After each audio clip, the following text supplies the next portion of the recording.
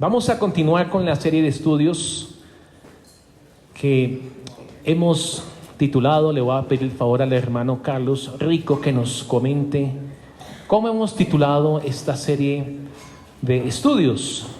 Hermano Carlos, pueden ver sus notas.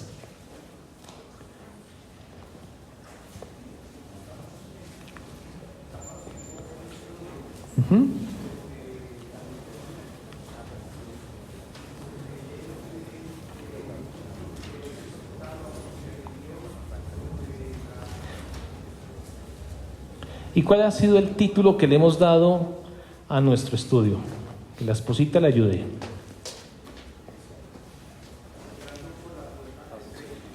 Bueno, ese fue el primer punto general que vimos. Pero ¿cuál fue el título que le dimos a nuestro estudio? Hermana. Exactamente, viviendo con reverencia en la casa de nuestro Dios. Y ya explicamos que la casa de Dios es la unidad de su pueblo, de sus piedras vivas. Allí se edifica, allí se construye la iglesia, su templo, donde Dios desciende y donde Dios se hace presente en medio de su pueblo. Y luego ahí sí empezamos a tocar un primer tema, que es el que el hermano Carlos nos acaba de hablar, que es entrando por la puerta estrecha. ¿Alguien recuerda qué tocamos exactamente de esa parte? Solamente de esa parte, entrando por la puerta estrecha. Dijimos que hay un mandato del Señor y el Señor dio el mandato. Jesús dijo, deben entrar por la puerta estrecha. Si quiere hacerse miembro de la iglesia, quiere participar en su pueblo, debe entrar por la puerta estrecha. Hermano Kevin, ¿qué hablamos de allí? ¿Qué más hablamos de allí de entrar por la puerta estrecha?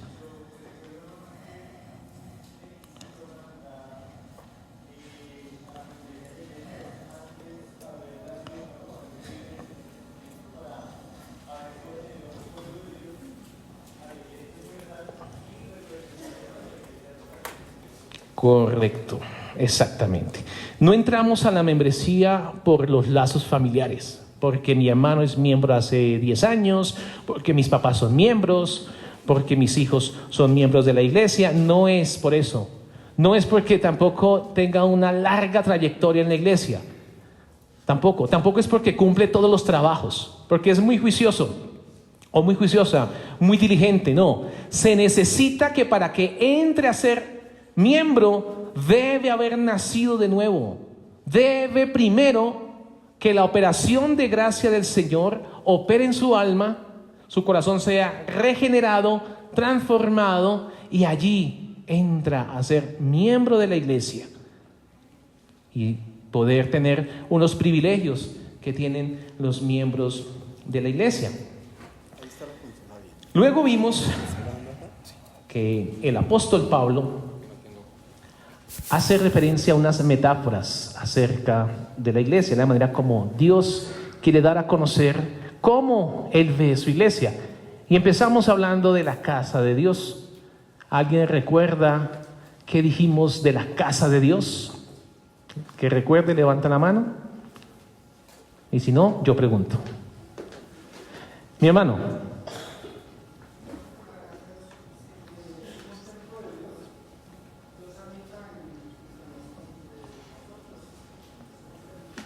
Vale, mi hermana. Correcto. Mi hermana.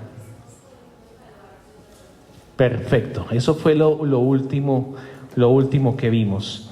Entonces, cuando tocamos el tema de la casa, vimos que las escrituras mencionan tanto como una edificación como una familia, un hogar. Y en el hogar, ¿qué explicamos, hermana Laura?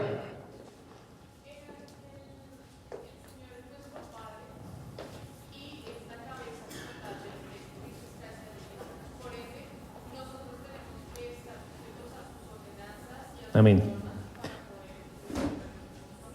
Correcto.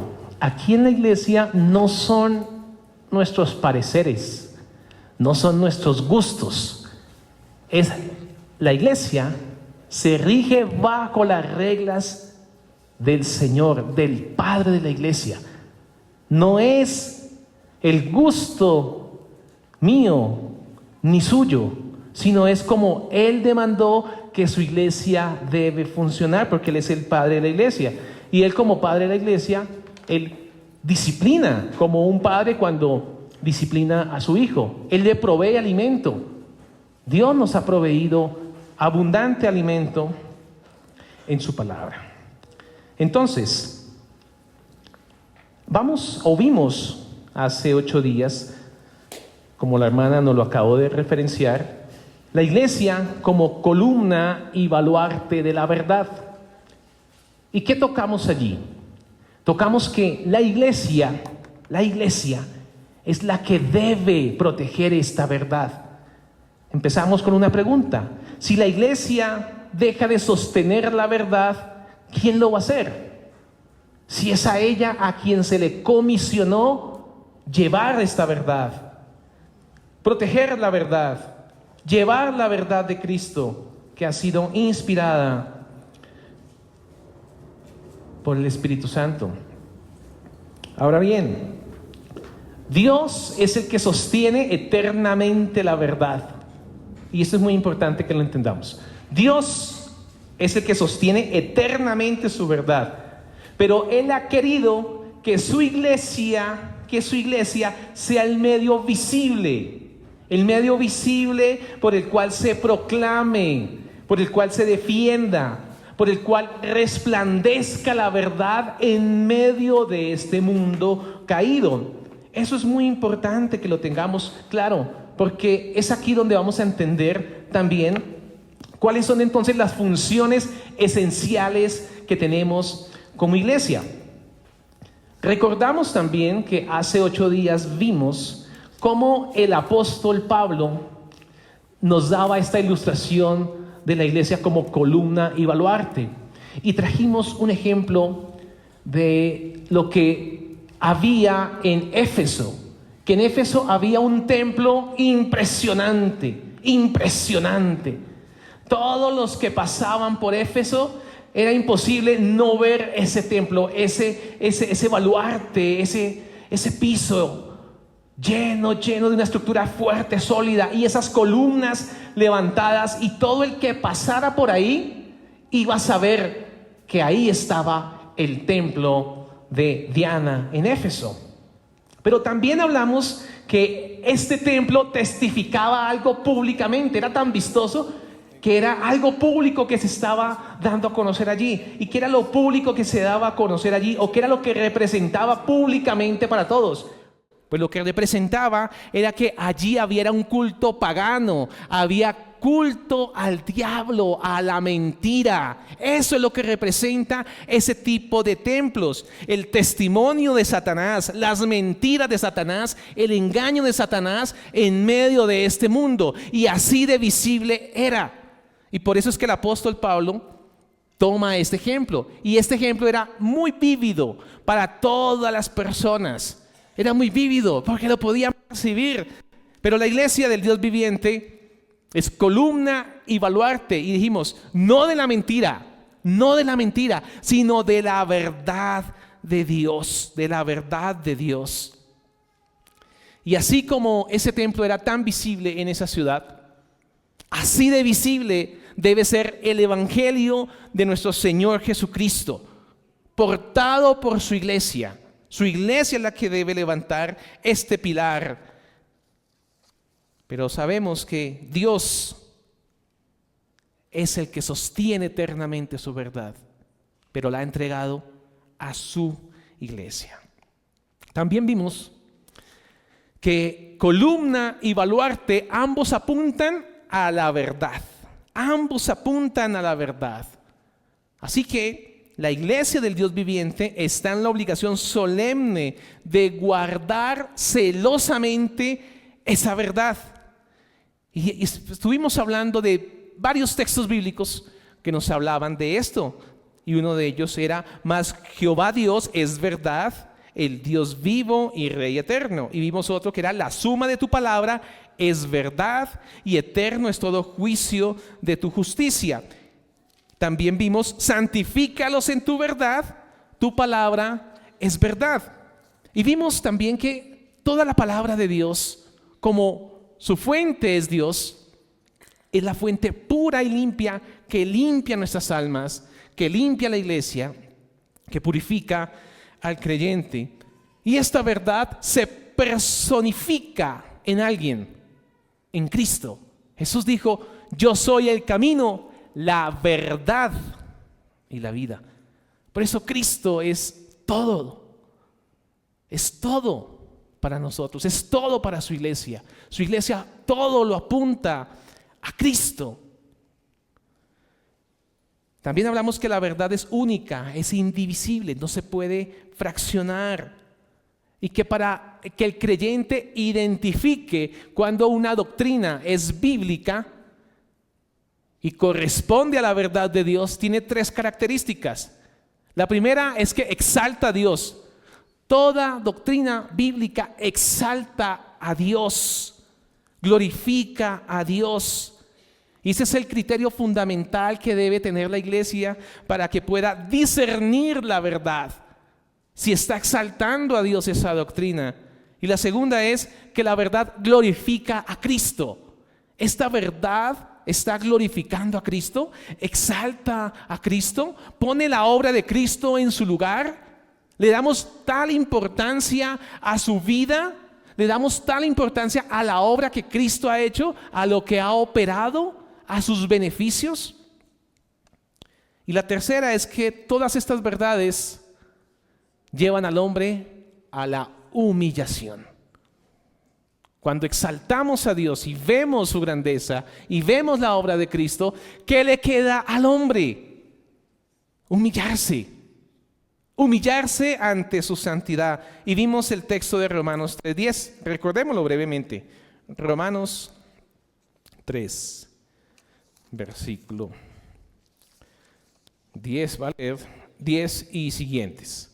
Dice así, y aquí vamos a ver el reflejo del hombre.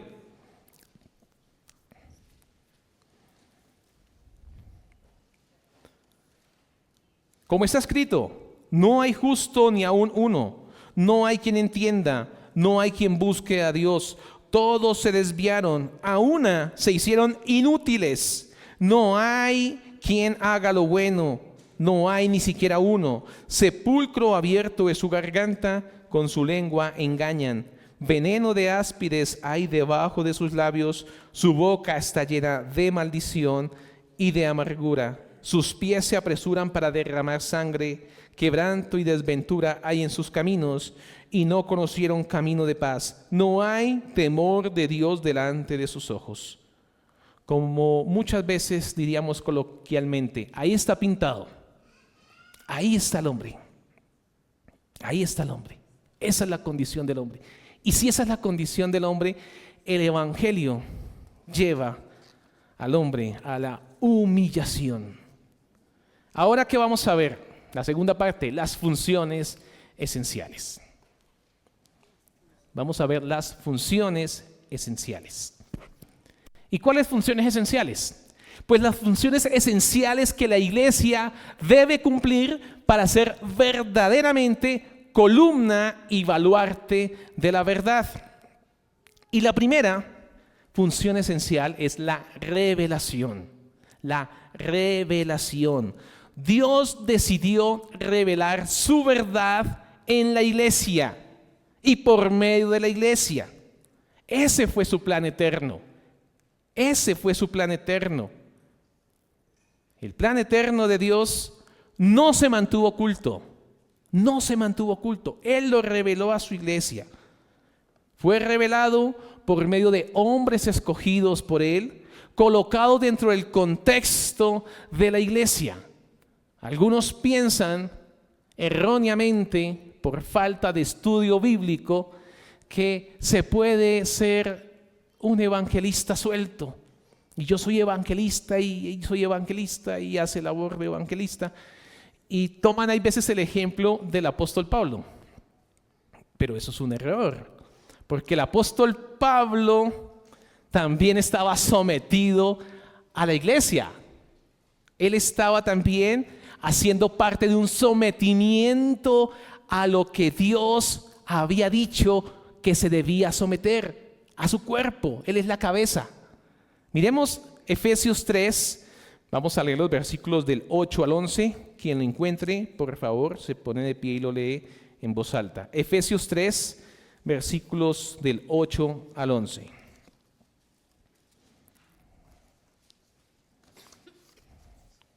Gracias. Que soy menos que el más pequeño de todos los santos, me fue dada esta gracia de anunciar entre los gentiles el evangelio de las inescrutables riquezas de Cristo y de aclarar a todos cuál sea la dispensación del ministerio escondido desde los siglos de los siglos, desde los siglos en Dios, que creó todas las cosas, para que la multiforme sabiduría de Dios sea ahora dada a conocer por medio de la Iglesia a los principados y potestades en los lugares celestiales, conforme al propósito eterno que hizo en Cristo Jesús nuestro Señor. Amén. Gracias, mi hermano. Entonces, así Dios quiso que la iglesia fuese ese escenario visible donde su palabra se revelara y donde se anunciara a todas las naciones. Los apóstoles y profetas fueron instrumentos únicos en ese proceso. Miremos 1 Corintios 12, versículo 28. 1 Corintios, capítulo 12, versículo 28. 1 Corintios, capítulo 12, versículo 28. Dice así la palabra de Dios. Y aún nos puso Dios en la iglesia, primeramente apóstoles, luego profetas, lo tercero maestros, luego los que hacen milagros, después los que sanan, los que ayudan, los que administran, los que tienen don de lenguas. ¿Son todos apóstoles? ¿Son todos profetas? ¿Son todos maestros? ¿Hacen todos milagros? ¿Tienen todos dones de sanidad? ¿Hablan todos lenguas? ¿Interpretan todos? Procurad pues los dones mejores, mas yo os muestro un camino aún más excelente. Pero quedémonos en el versículo 28. En los hombres que fueron inspirados por Dios, utilizados por el Espíritu Santo para que sean portadores de la verdad divina. Su ministerio no fue indefinido.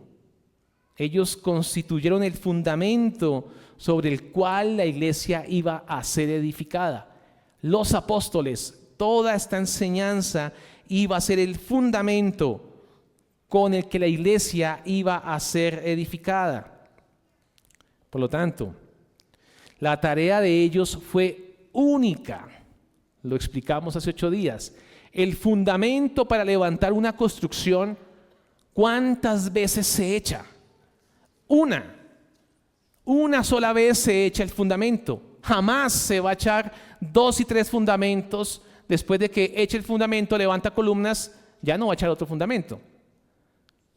La iglesia fungió de la misma manera. Los apóstoles pusieron el fundamento, siendo Jesucristo la piedra principal del ángulo. Veámoslo allí en Efesios 2, versículo 20. Efesios 2, versículo 20.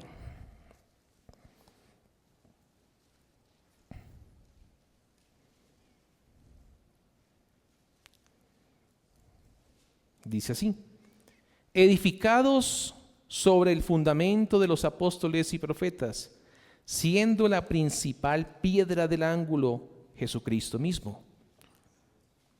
Jesucristo como piedra principal de su iglesia. La tarea fue única e irrepetible. No es correcto hablar de apóstoles que echan fundamento en esta época. Eso no es bíblico.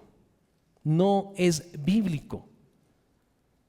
El fundamento se echó una vez y estos fueron los hombres que Dios quiso escoger para que la iglesia fuese sustentada, fuese alimentada, la iglesia levante esa verdad hasta su segunda venida. La revelación está completa, es suficiente. Miremos Judas, versículo 3. Judas, versículo 3.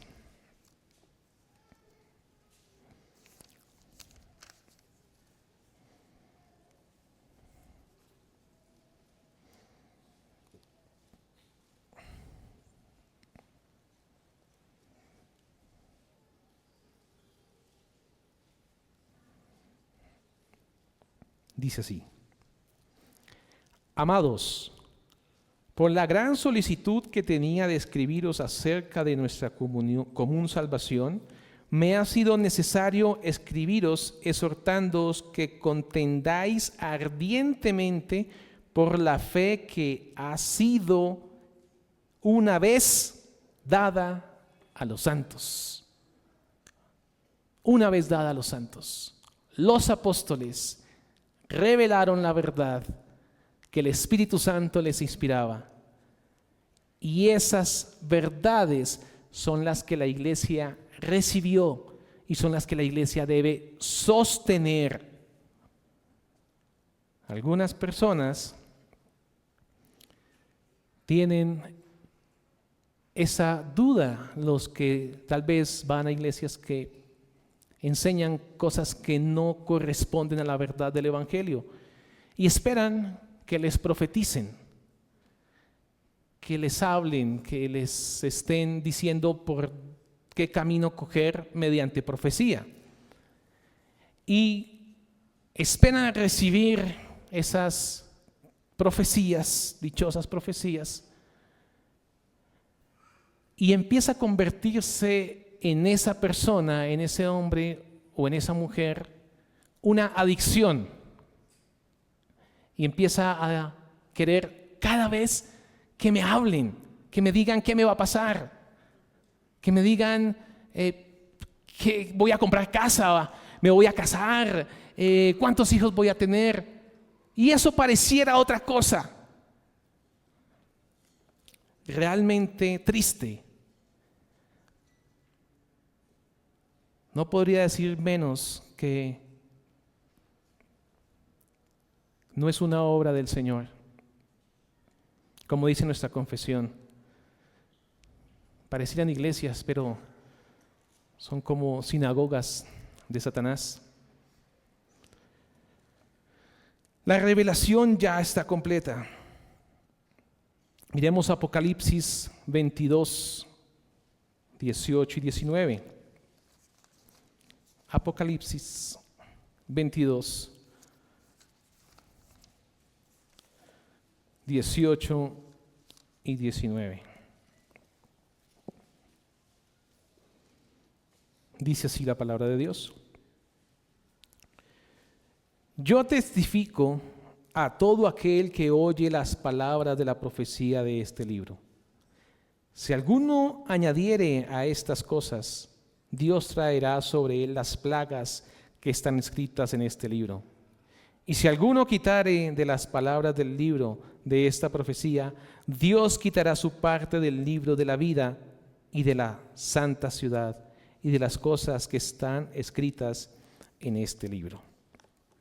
Esto significa que cualquier intento por añadirle nuevas doctrinas, profecías o supuestas palabras frescas para la iglesia. ¿Sí han escuchado eso?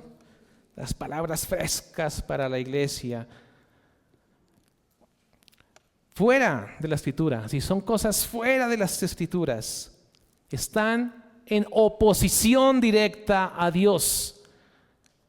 Ya escuché que algunas de ustedes, hermanas, cuando eran carismáticas, hasta les profetizaron que iban a ser pastoras. Entonces, todo eso que va en contravía de la palabra de Dios.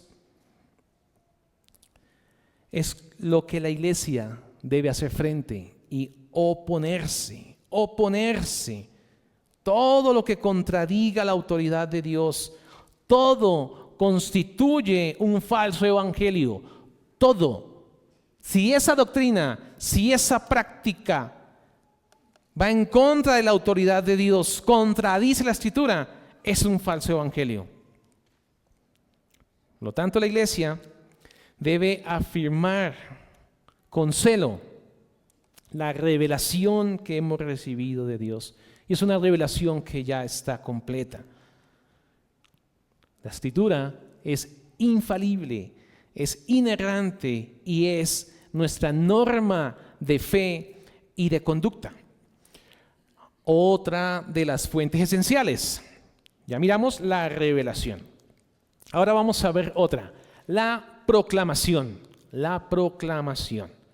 La iglesia debe cumplir esta función para ser verdaderamente columna y baluarte en este mundo, y es la proclamación. La iglesia proclama la palabra de Dios al mundo. Dios reveló su palabra, reveló su verdad a su iglesia, la entregó a su iglesia, no solamente para que ellos se alimentaran, sino también para proclamarla en el mundo, para proclamarla fielmente, tal cual como le fue entregada, tal cual la iglesia debe ir y repetirla. No necesita usted nada más. Usted lo único que tiene que hacer es saber cuál es la verdad de Dios, porque esto sí también es una exhortación a la iglesia, y es que si usted no conoce la verdad de Dios, ¿usted qué verdad va a defender? Si le pregunto a usted, explíqueme qué es la justificación, y se enreda y se vuelve un 8, hermano, estudie. ¿Qué es la santificación? Bueno, hermanos, debemos conocer lo básico del Evangelio, lo básico de la palabra de Dios. Si no conocemos la verdad de Dios, ¿qué verdad vamos a defender? Miremos Romanos 10, versículo 17. El Señor ha dado esta riqueza a su iglesia. Y lo único que debemos hacer como iglesia, después de haber sido regenerado por el Señor ha operado en su alma, el Señor lo ha transformado, usted se ha hecho miembro, usted participa de la iglesia. Mi hermano, lo único que debemos hacer como iglesia es conocer estas verdades básicas del Evangelio y repetírselas fielmente a los que no la conocen. Hablarle a la mamá, al papá, al vecino, a todas las personas que no conocen estas verdades, porque recuerden, el resultado no es su obligación. El Señor se encargará en operar, como pasó con nosotros, cuando nos hablaron algunos rebeldes, algunos reacios, pero poco a poco la obra del Señor empieza a operar en el corazón de su elegido, de su pueblo. Dice la palabra de Dios en Romanos 10, 17. Dice, así que la fe es por el oír y el oír por la palabra de Dios. La proclamación no es opcional. La iglesia tiene una obligación: llevar la verdad de Cristo. Cristo murió y resucitó. Por eso es que el apóstol Pablo, cuando fue llevado a juicio, las autoridades a los que lo llevaron tal vez no entendían cuál era el problema, pero ¿cuál es el problema? Que este hombre predique que el que murió ahora ya no está muerto, sino que está vivo. Pues para ellos mentalmente les parecía, pues eso no tiene problema, eso no es un delito. Y por eso se enredaron tanto y estaban buscando a alguien que sí conociera la cultura judía, para que entendiera la importancia, porque quien no conocía la importancia de lo que ocurría con la nación de Israel, el pueblo elegido por Dios, no podía entender el impacto que tenía decir: Jesús murió, pero resucitó. Eso pareciera algo elemental, pero para ellos era algo muy, muy, muy importante, porque ese hecho en el plan eterno de Dios transformó completamente la vida de muchos. Por eso es que en Éfeso estaban completamente alborotados, porque muchos habían creído y sus vidas habían sido transformadas. Eso lo pueden ver en Hechos, en los capítulos más o menos 18, 19, 20, por ahí. Miremos Hechos 13, versículos del 1 al 3. Hechos capítulo 13.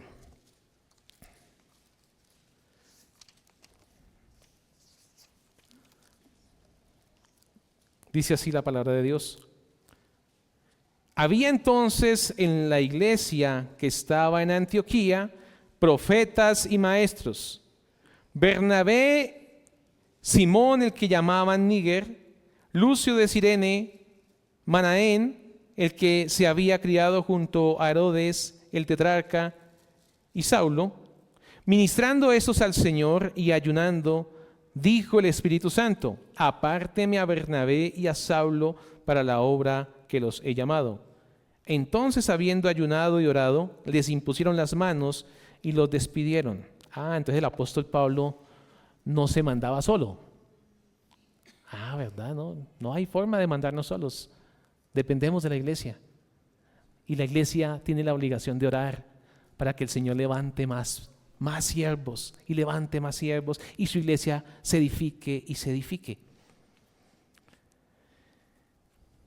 La proclamación es el medio por el cual nacen los creyentes. ¿Por qué se predica? Porque en la exposición de la palabra de Dios, Dios opera en sus elegidos, y sus elegidos, su pueblo, empieza a creer, no porque haya algo en ellos, sino porque la palabra de Dios tiene el poder y el Espíritu Santo tiene el poder para hacer el milagro de resucitar a un muerto. Por eso es que la palabra de Dios se predica, se expone, porque es un mandato que Dios dio a su iglesia y el cual debemos cumplir. Porque Dios es el que va a dar la vida a sus elegidos por medio de la predicación de la palabra de Dios. Por eso es que se llama a la iglesia la madre espiritual. En el primer estudio, el primero que hicimos, hablamos de Agustín de Hipona. Y él hablaba de la iglesia como madre. Y es por esto. Porque en la exposición de la palabra no sabemos, pero por la gracia del Señor, como lo dice uno de los himnos que cantamos, no sé por qué ni sé cómo, pero por la gracia del Señor, un día Él me alcanzó. Ni sé la manera, pero así operó el Señor. Por eso es que la iglesia es madre espiritual. Debe enseñar la fiel palabra de Dios, sin salirse ni a derecha ni a izquierda, tal cual como Él la mandó, porque es así como Él va a bendecir a su pueblo. Dice 1 Corintios 4:15, porque aunque tengáis 10,000 años en Cristo, no tendréis muchos padres, pues en Cristo Jesús yo os engendré por medio del Evangelio. 1 Corintios 4:15. Somos engendrados por medio del Evangelio. Por eso es que venir a escuchar la palabra del Señor en el día del Señor, si usted no es creyente, si usted sabe que no ha creído, no ha rendido su vida, pues cada domingo, cada día del Señor tiene la oportunidad de humillarse delante del Señor, rogar delante del Señor que le salve. Y la iglesia tiene la obligación de predicar la palabra de Dios y enseñarla como Dios dice que debe ser enseñada. Vamos a 1 de Pedro 1, vamos a leer el versículo 23. 1 de Pedro 1, versículo 23.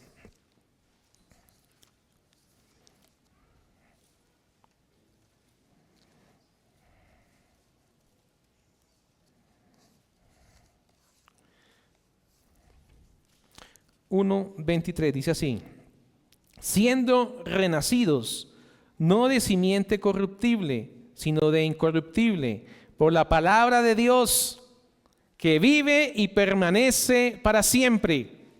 Tenemos la obligación de hablar la palabra de Dios, enseñar la palabra de Dios, porque somos renacidos, no de simiente corruptible, sino por la palabra de Dios que vive y permanece para siempre. La proclamación de la palabra de Dios es el canal indispensable por el cual Dios concede vida nueva a los pecadores.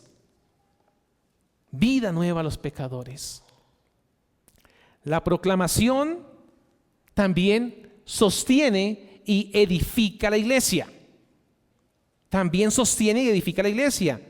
No solamente los inconversos necesitan venir a la iglesia a escuchar la palabra de Dios, sino que también edifica a cada creyente. Cada creyente necesita ser instruido por la palabra de Dios, porque cada uno de nosotros tenemos muchas veces ideas que son equivocadas. Y tal vez arrastramos con esas ideas durante muchos años y necesitamos que la palabra de Dios nos sea expuesta para limpiarnos y después decir, yo no había entendido eso. Y lleva años en el Evangelio, y lleva años conociendo al Señor, y lleva años estudiando hasta el mismo texto.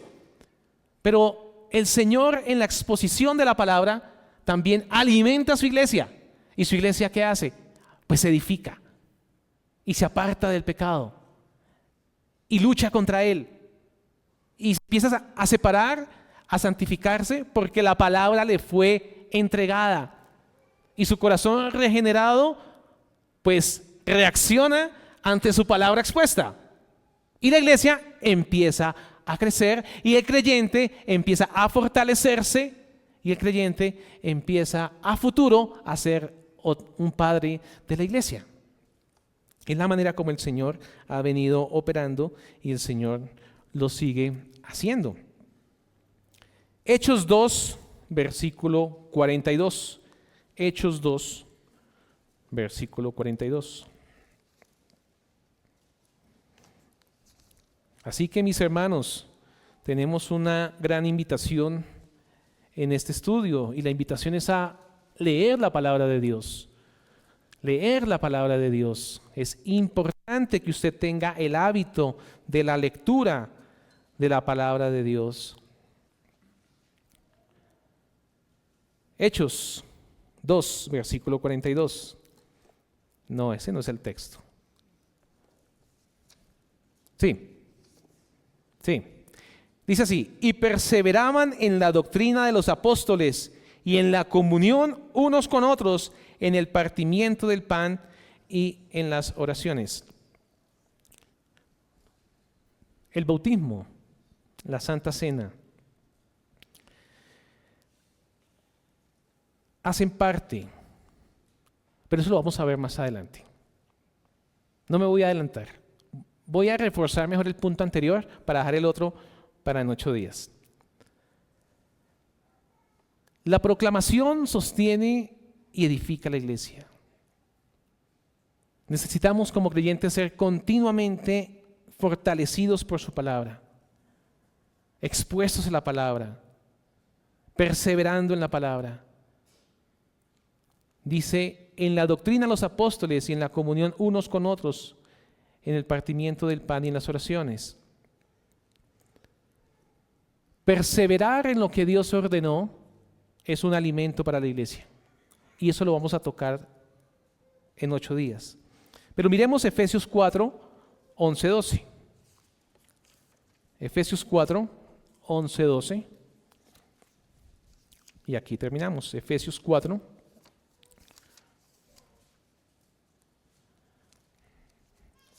11, 12. Dice así: